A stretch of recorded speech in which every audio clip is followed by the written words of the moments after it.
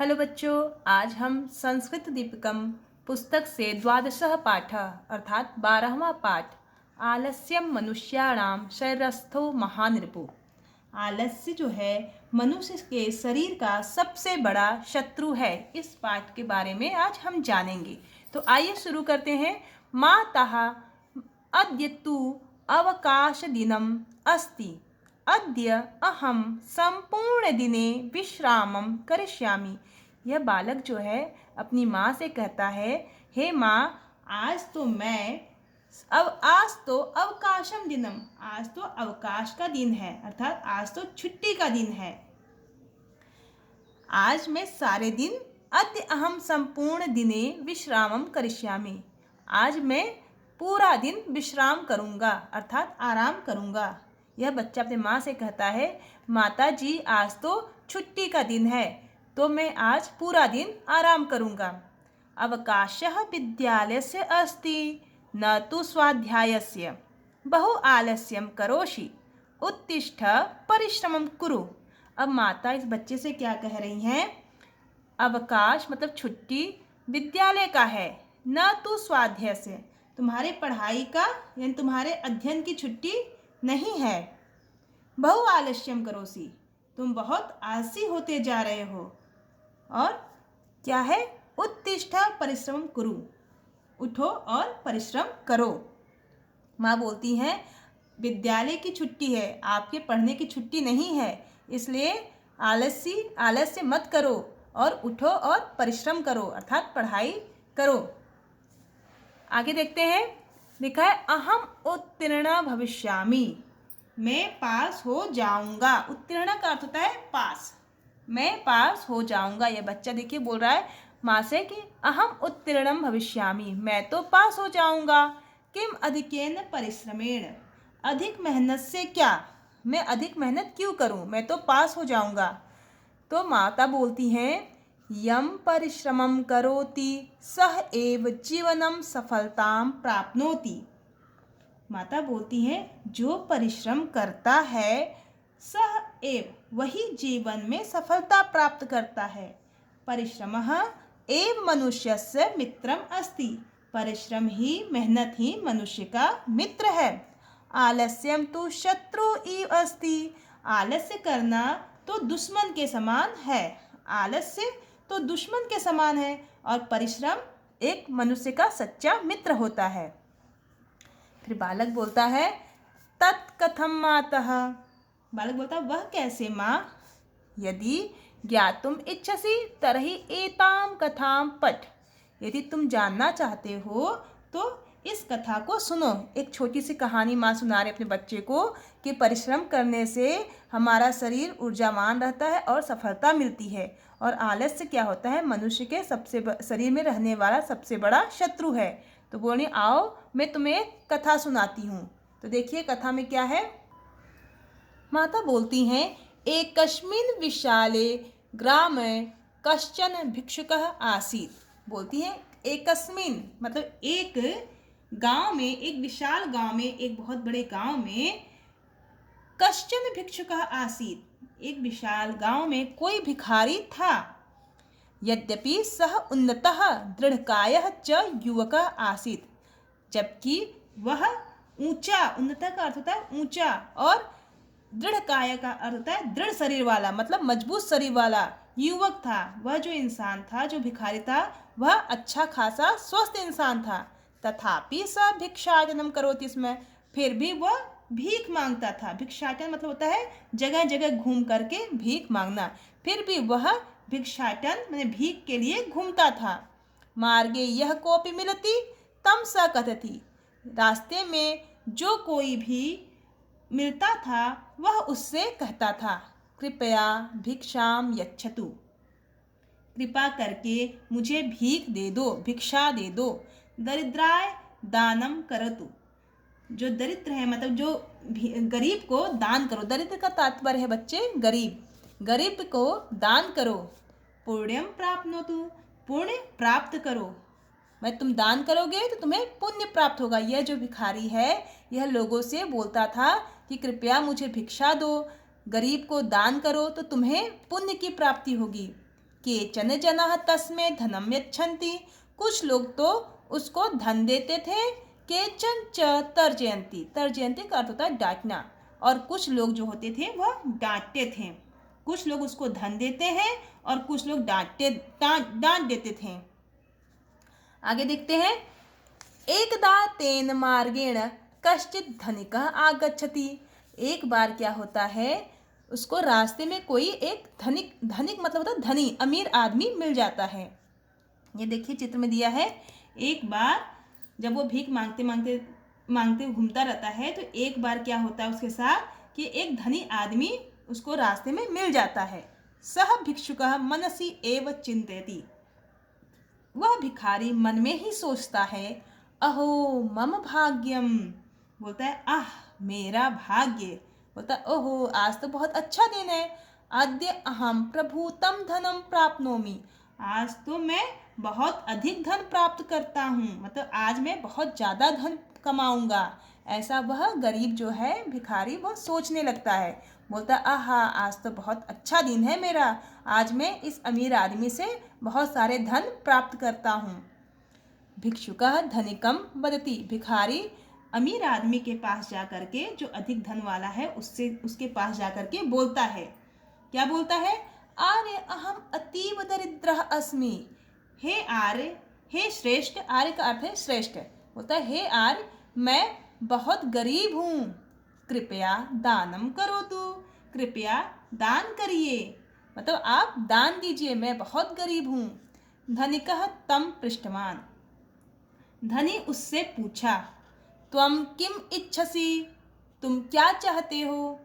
आर्य अहम प्रभूतम धनम इच्छामि, हे श्रेष्ठ, हे आर्य का अर्थ है श्रेष्ठ, मैं प्रभुत्तम धनम इच्छामि, मैं बहुत अधिक धन चाहता हूँ।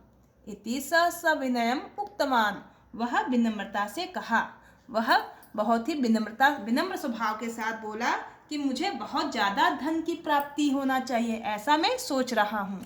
तो यह देखिए जो गरीब इंसान है यह धनी इंसान से भीख मांगते हुए दिखाई दे रहा है। तो आगे बढ़ते हैं। आगे है तदा धनिकः वदति, तब जो धनी आदमी था वह बोला, अहम तुभ्यम सहस्रम रूप्यकाणि यच्छामि, मैं तुम्हें 1000 रुपये दूंगा। क्या बोलता है? मैं तुम्हें 1000 रुपये यच्छामि मतलब देता हूँ। त्वं मह्यम तव पादो यच्छ, तुम मुझको अपना दोनों पैर दे दो। वह अमीर आदमी क्या कर रहा है, गरीब से बोल रहा मैं तुम्हें 1000 रुपये दूंगा, तुम मुझे अपना दोनों पैर, पादों का अर्थ था चरण, पैर, तुम मुझे अपने दोनों पैर दे दो। भिक्षुकः वदति, भिखारी बोलता है, अहम मम पादौ तुभ्यम कथम ददामि, मैं अपने दोनों पैर तुम्हें क्यों दूं? बिना पादौ कथाम वम चलामि, बिना पैर का मैं कैसे चल सकता हूँ? धनिकः वदति, अमीर आदमी बोलता है, धनिक बोलता है, अस्तु त्वं 5,000 रूप्यकाणि स्वीकुरु। अमीर आदमी बोलता है ठीक है मैं तुम्हें 5,000 रुपये दे रहा हूँ। मह्यम त्वं हस्त यच्छ, तुम मुझे अपने दोनों हाथ दे दो। जब वो पैर के लिए मना कर देता है तो धनिक आदमी कहता है ठीक है तुम 5,000 रुपये मेरे से ले लो और मुझे तुम अपने दोनों हाथ दे दो। भिक्षुकः वदति, भिखारी बोलता है, हस्ताभ्याम बिना अहम कथम भिक्षाम स्वीकरोमि, बिना हाथ के मैं कैसे भिक्षा मांगूंगा, कैसे भिक्षा मांगता रहूंगा। एवमेव धनिकः सहस्राधिकै रूप्यकैः तस्य अनेकानि शरीरांगानि क्रेतुम इष्टवान। इस प्रकार धनी जो व्यक्ति था 1000 से अधिक रुपयों से उससे अनेक शरीर के अंग को खरीदना चाहता था। किंतु भिक्षुकः निराकृतवान, किंतु भिखारी उसको बार बार मना कर देता था, उसके प्रस्ताव को बार बार स्वीकार नहीं करता था। बोलता था नहीं मैं बिना हाथ के कैसे भीख मांगूंगा, मैं बिना पैर के कैसे चलूँगा। और ऐसे ही जो धनी आदमी है गरीब से बहुत सारे अंगों को मांगता है, लेकिन यह भिखारी बार बार अपने अंगों को देने के लिए मना कर देता है। देखिए आगे क्या होता है, तदा धनिकः उक्तवान, तब अमीर आदमी बोला। क्या बोला है? पश्य मित्र, देखो मित्र, देखो मित्र, तो समीपे एव सहस्राधिक मूल्यकानि वस्तूनि सन्ति। तुम्हारे समीप, तुम्हारे पास में ही 1000 से अधिक मूल्य वाली वस्तुएं हैं। मतलब तुम्हारे पास बहुत ही कीमती सामान है, 1000 से अधिक मूल्यवान चीजें हैं। तथापि किमर्थम त्वम आत्मानं दुर्बलम मन्यसे, फिर भी तुम अपने आप को कमजोर क्यों मानते हो? तो भी किसलिए तुम अपने आप को कमजोर मानते हो? देखो मैं तुम्हारे पास में ही 1000 से अधिक वाली मूल्यवान चीजें हैं, तो भी किस लिए तुम अपने आप को कमजोर मानते हो? सौभाग्येन एव वयम मानव जन्म प्राप्तवान, बहुत ही सौभाग्य से ही हमें मनुष्य का जन्म प्राप्त होता है। अस्य सफलतार्थम प्रयत्नं कुरु, इसलिए सफलता से प्रयत्न करो, सफलता पाने के लिए प्रयत्न करो। तुम्हारे पास अनेक मूल्यवान चीजें हैं। इतः गच्छ शुभम भवतु, इतः गच्छ, यहाँ से जाओ, शुभम भवतु, तुम्हारा कल्याण हो। बोलता है यहाँ से तुम जाओ, तुम्हारा कल्याण हो। जो धनी आदमी था उसको जाने के लिए बोल देता है, बोलता है यहाँ से तुम जाओ और तुम्हारा कल्याण हो। आगे देखिए, तस्मात् दिनात् भिक्षुकः भिक्षाटनं त्यक्त्वा परिश्रमेण, उसी दिन से जो भिखारी रहता है वह भीख मांगना छोड़ देता है और क्या करता है? परिश्रम करना शुरू कर देता है। जब धनिक आदमी उसको समझा देता है तो उस दिन से ही भिखारी भीख मांगना छोड़ देता है और कठिन परिश्रम करने लगता है। धनार्जनम कृत्वा सगौरवम जीवन यापनम, और धन इकट्ठा करके अपना जीवन सगौरव, बहुत ही गौरवपूर्वक, गौरव से जीवन यापन शुरू कर देता है। कमाई करके, परिश्रम से, गौरव से जीवन सिर उठा करके वह जीवन जीने लगता है। अतः एव सज्जना वदन्ति, इसलिए सभी सज्जन लोग जो अच्छे लोग होते हैं इसलिए हमें बताते हैं, आलस्यम ही मनुष्याणाम शरीरस्थो महान रिपुः, अर्थात आलस्य ही मनुष्य के शरीर में रहने वाला सबसे बड़ा शत्रु है। जो बड़े लोग हैं वो बोलते हैं मनुष्य के शरीर में स्थित आलस्य जो है सबसे महान, मतलब सबसे अधिक शत्रु है। नास्त उद्यम समो बंधु कृत्वा यम नावसीदति, और परिश्रम के समान बंधु नहीं है। जो परिश्रम करता है, परिश्रम ही मनुष्य का सबसे अच्छा मित्र कहलाता है, और आलस्य जो है मनुष्य का सबसे बड़ा शत्रु है। किसी ने पूछा था कि सबसे बड़ा, इस संसार का सबसे बड़ा शत्रु कौन है? तो उत्तर में था कि इस संसार का सबसे बड़ा शत्रु जो है मनुष्य के अंदर रहने वाला आलस्य है। और सबसे बड़ा मित्र कौन है? सबसे अच्छा फ्रेंड कौन है? तो परिश्रम। परिश्रम से ही हमें सफलता मिलती है, तो परिश्रम के समान कोई बंधु नहीं है। कृत्वा यम नावसीदति, जो परिश्रम करता है वह कभी दुखी नहीं होता है। तो ये बच्चों, यह कहानी का आपको मोरल निकला कि इस कहानी से क्या शिक्षा मिलती है। कोई पूछेगा तो आप संस्कृत में बता सकते हो कि आलस्य ही मनुष्य का, आलस्यम ही मनुष्याणाम शरीरस्थो महान रिपु, आलस्य मनुष्य के शरीर में रहने वाला सबसे बड़ा शत्रु होता है और परिश्रम के समान कोई मित्र नहीं होता। और जो व्यक्ति परिश्रम करता है वह कभी दुखी नहीं होता। देखो, यह जो गरीब था अब वह मेहनत करके 2 पैसे कमाने लगा और सिर ऊंचा करके जिंदगी जीने लगा। अब किसी के आगे भीख नहीं मांगता था। तो आगे आते हैं, देखते हैं इसके प्रश्न उत्तर के बारे में। ये श्लोक है, श्लोक पढ़ लीजिएगा जो मैंने पढ़ाया, आलस्यम ही मनुष्याणाम, उसी का भावार्थ यहाँ पर है। आइए प्रश्न उत्तर की ओर बढ़ते हैं। तो यहाँ पर लिखा है वयम अभ्यासम कुर्मः, हम लोग अभ्यास करते हैं। अधोलिखितानां प्रश्नानां एक पदेन उत्तराणि यच्छन्तु, नीचे लिखे गए प्रश्नों के उत्तर एक पद में देना है। भिक्षुकः किम करोति स्मः, जो भिखारी क्या करता था? तो भिखारी भिक्षाटनम, घूम घूम कर भीख मांगता था। कदाचित तेन मार्गेण कः आगच्छन्ति, उस रास्ते में उसे कौन मिल गया? तो धनिकः, एक अमीर आदमी मिल गया। भिक्षुकः धनिकात् किम इच्छति, भिखारी धनिक से क्या इच्छा करता था? तो प्रभूतम धनम, बहुत अधिक धन की इच्छा करने लगा। धनिकः भिक्षुकात् किम याचितवान, धनिक जो था वह भिखारी से क्या मांगने लगा? उसके दोनों हाथ, हस्तपादौ हस्तौ शरीरंगानि, दोनों हाथ पैर और उसके शरीर के अंगों को वो मांगने लगा। सौभाग्येन वयम किम प्राप्तवान, सौभाग्य से हमें क्या प्राप्त होता है? तो मानव जन्म, मानव जन्म जो है बहुत ही सौभाग्य से प्राप्त होता है। प्रश्न नंबर 2 देखिए, इसमें आम न करना है, ट्रू फॉल्स। अधोलिखितानां प्रश्नानां उत्तराणि आम अथवा न इति पदेन लिखन्तु। तो भिक्षुका उन्नतः दृढ़काय च आसीत्, आम। जनः तस्मै दंडं यच्छन्ति, तो न, ऐसे आप भर लीजिए, आम न, ट्रू फॉल्स अपने पुस्तक में भर लीजिए। आगे आते हैं प्रश्न नंबर 3 की ओर। इसमें लिखा है अधोलिखितेषु वाक्येषु द्वितीया विभक्ते शब्दानां द्विवचने परिवर्तनं कृत्वा वाक्यानि लिखन्तु। तो आइए देखते हैं, आपणिकः अंकनी की जगह अंकन्य हो जाएगा। यहाँ पे हम द्वितीय विभक्ति का प्रयोग करेंगे। कथाम की जगह हम कथे कर देंगे, माम की जगह आमाम, कंदुकम की जगह कंदुकम, श्लोकम की जगह श्लोको। तो द्वितीय विभक्ति का प्रयोग करके आप इसको अपने पुस्तक में जरूर भर लीजिएगा। बहुत ही महत्वपूर्ण प्रश्न है परीक्षा की दृष्टि से, तो ये एग्जाम में अक्सर पूछे जाते हैं। आगे बढ़ते हैं बच्चों, ये देखिए, चित्रम दृष्ट्वा द्वितीय विभक्ति वाक्यानि, चित्र को देख करके आपको द्वितीय विभक्ति का प्रयोग करके वाक्य की रचना करना है। तो बालिका विद्यालयम गच्छन्ति, तो यहाँ पे द्वितीय विभक्ति का प्रयोग हुआ है। पक्षिणः फलानि खादन्ति, शिक्षकः पाठं पाठयति, नर्तकी मालां धारति, जो डांसर है वो माला पहनी हुई है। नर्तकी का अर्थ होता है डांसर।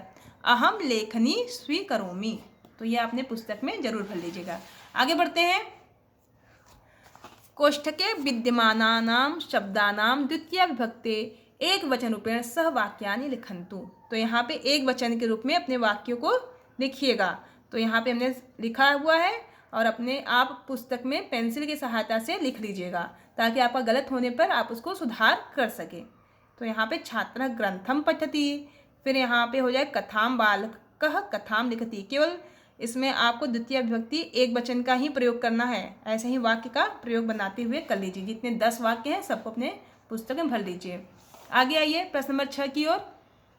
इसमें क्या करना है आपको?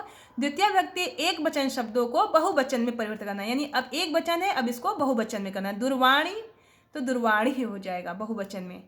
लेखनीम है तो लेखनी हो जाएगा। पाकम है तो पाकानी हो जाएगा। माम है तो अस्मान, त्वाम युष्मान। बहुत ही आसान है, इसको आप भर लीजिए पुस्तक में।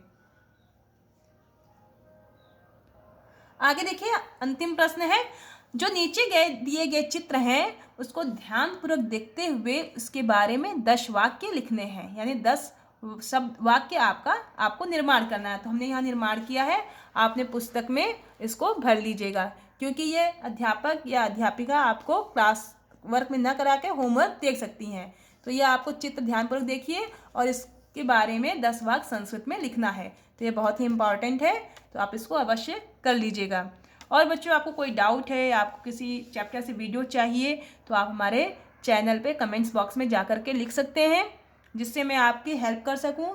और अपने दोस्तों को यह वीडियो ज़रूर से ज़रूर भेजिए, शेयर करिए, लाइक करिए और अच्छे अच्छे कमेंट्स करिए, ताकि मुझे और मोटिवेशन मिले और मैं ऐसे ही आपके लिए वीडियो बनाती रहूं। थैंक यू बच्चों, फिर अगले वीडियो में हम मिलते हैं।